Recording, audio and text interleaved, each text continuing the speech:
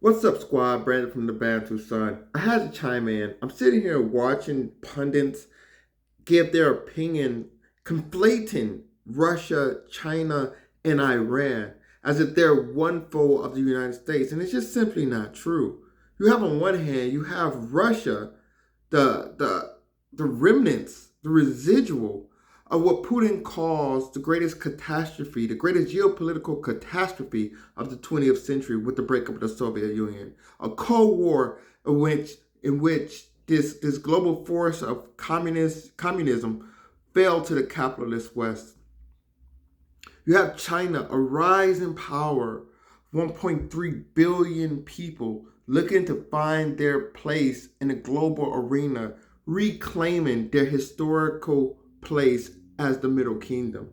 And then you have Iran, basically an offshoot of the great Persian Empire, which connects East and West, but under the leadership of a religious theocratic system of Islam and the Supreme Council.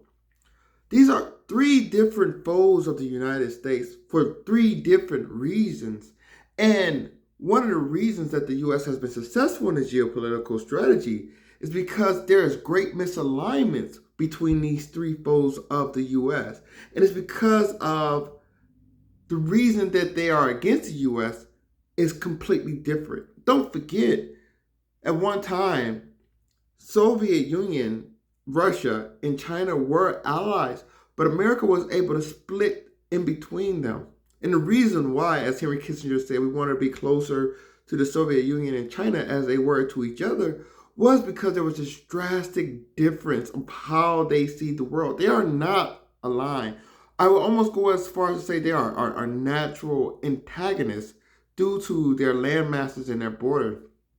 The U.S. has never really directly occupied Iran. There is no real direct conflict with Iran. But what you see now in the matter of consequence, we have Russia trying to hold on to some remnants of its empire and legacy and prestige on the world stage. But the U.S. has been steadily chipping away at the former republics of the Soviet Union, bringing them into the fold of NATO. Russia is shrinking, even to the point now, Kiev, which it almost considered indecisive part of its empire. You cannot separate Ukraine and Russia. It was indivisible before. And now you see Ukraine is on the verge of breaking apart with significant parts of the population and land aligning with the U.S. You have China once again. China just wants their part on the world stage to be included and to set up a new world order in which they think they have been left out of unjustifiably. And then you have Iran making, I wouldn't say imperial gestures, but what really drives this theocratic regime has been the enemy of my enemy. And they have unified an alliance based on a detestation of the West. And this culminates to just as much sizzle at stake, a lot of rhetoric, and little were you saying America is truly standing in the way of what Iran wants to achieve. But America has become this figure that Iran can hold up as the great devil, as they say.